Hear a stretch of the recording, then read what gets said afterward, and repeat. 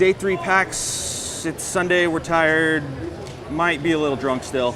Maybe. Just a smidge. But Jordan here. I have Paul. We're going to take a look at Mrs. Stagnation this morning, which I'm liking the concepts so far, at least. Well, why don't you tell you guys about it a little bit? All right, so Mrs. Stagnation is a first-person shooter with strategy elements. We wanted to build a really team-oriented game, so we have a commander unit that will use resources that the team gathers through different means in our game, and we'll use those resources to upgrade your team, make your weapons stronger, faster, better, make you stronger, faster, better. Yeah, and that's what I'm really liking about it so far, because you have that, you're giving someone the power, but you know they're also, it's a huge utility in terms of, you know, you can do this, you can do that, but they're also a key asset to the field because they're giving people, they're enabling them to be better. Right. And we want to build, like I said, we want to build a team-oriented game, and so we want a lot of communication. Our commander can be like, I want you to go take this point and send people out to go capture a point, and then the other players can be like, that's great, but to do that, they have their commander there. We really need some heavy artillery to take him out. And so the commander can give out the rocket launch, grenade launchers, stuff like that to his team. Right, and that was another important aspect. You were saying that he isn't all powerful. Right, he can take a beating. He is a giant mech, so he can take a beating. But one of them has a giant saw for an arm, and the other one has a giant ball and chain. So they have good melee attacks, but they don't have any ranged attacks. So you really have to stand and protect them. But you don't want to go toe to toe. No. These things are huge. They're 2.5 times the size of the regular players, and when they come barreling down the map at you, you back up.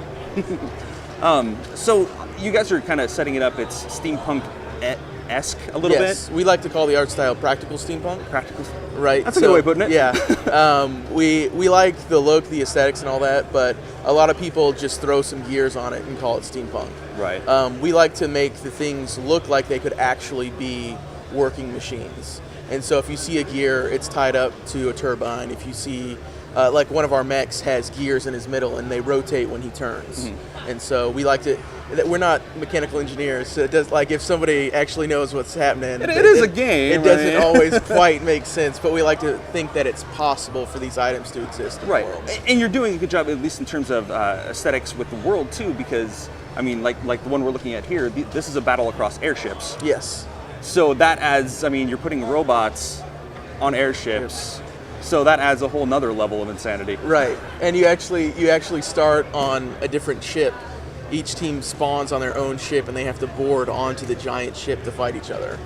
And so our lead likes to fall off the ship a lot, so we give him a hard time about that. Well, you have to test that too. Exactly. In terms of creating a new dynamic with the commander and, you know, the capture points, it's something, at least capturing, that's been done since shooters have been around. Right. What do you think is going to be the huge draw that's going to make people, you know, come into Mrs. Stagnation? Right. Well, with most other people's, you just capture the point and you start getting points, and whoever gets the most points win. In our game, the capture points actually give you resources. And so they're a strategic value on the map instead of just, okay, this is how I win the game. It's okay, this is how I get a better weapon. This is how some capture points give off more resources than others. So yeah, that one's a little further away. It's harder to defend, but it gives twice as many resources. So is it worth it going after that point if we lose 2 other ones? In a way, to equate it to something else like World of Warcraft, if you're playing PvP in terms of, like, you're running stables. Right. Is it worth it to grab the 4th when you're holding 3? Exactly. And so you might win a little faster, but you might lose 2 in the turn. Exactly. So when you're looking at doing this, did you guys put any kind of research into, like, staying away from the other kind of steampunk stuff or the other kind of game styles that are out there? Well, they all pull from the same basic stuff we do, you know, and we basically give our concept artists an idea, and they come up with whatever's in their head, and we tweak it here and there to make sure it's in the basic theme of what we want. But our artists are great, and we love what they come up with, so we usually end up using pretty much what they come up with. Yeah. It's nice too that it's everything I mean, it's Miss Stagnation, so I think everything would need to look a little soft. Just Right. the title intends it. But I mean, when you look at the background, you can't see all the way in the distance. You can't. Right. I mean, you got your clip plane turned down intentionally. I mean, you're in the Right. sky and in the clouds anyway. Right. So Oh, and on this map, there's actually a fog that rolls in and rolls out. So sometimes it'll get shorter and harder to see. So are there going to be other dynamic weather events kind of like that? Yes. That added a nice little kind of flair to it. Right. But I was saying, just in terms of the way it looks, I mean, your textures, everything's smooth. It's not overly shiny. You're not trying to draw Right. attention to the copper piece here, the brass piece there. Exactly. Is that something else you kind of consciously thought of to make it the realistic steampunk? I don't know. Lead programmer here, so they make it beautiful and I make it work, you know.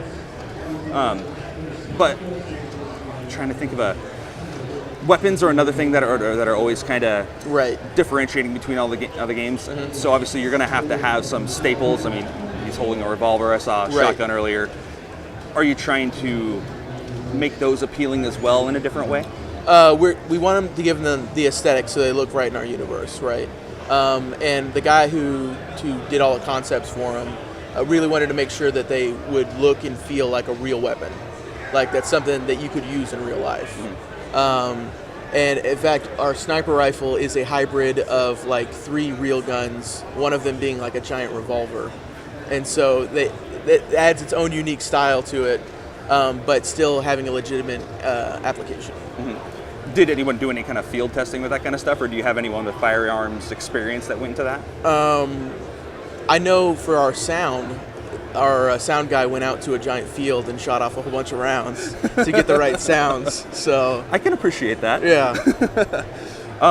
And you guys are doing advancement to a degree, correct? What's that? You're doing advancement, like not perks per se, but Progression. progression. Yeah. Well, the main progression is through the commander. Everyone will have their own loadout, and so they can choose from a couple of base weapons with some handguns and some melee weapons and stuff like that. And then as each game progresses, you'll have a tech tree that the commander can go down and give extra. All the really cool stuff comes out of that. Okay. And about how long will each game last? It depends on the map. Some of them will be shorter maps. We have small maps, big maps, stuff like that. The one we're demoing today is a 20-minute map. 20-minute map. Yeah.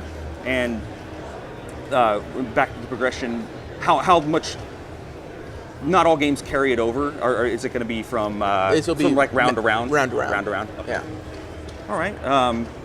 Well, do you have a ETA on when we're looking to come out yet? We're on Steam Greenlight, and in 2 weeks we'll be up on Kickstarter, and we plan to have an open beta later this year. Mm-hmm. And Kickstarter, do you guys have anything laid out for your goals yet, or? We've got a few of them set up. I don't remember them off the top of my head. We just decided on them a couple of days ago, so they're still running around. Well, I want to thank you for taking a little bit of time with me. I do appreciate it. Thank you. See you guys next time.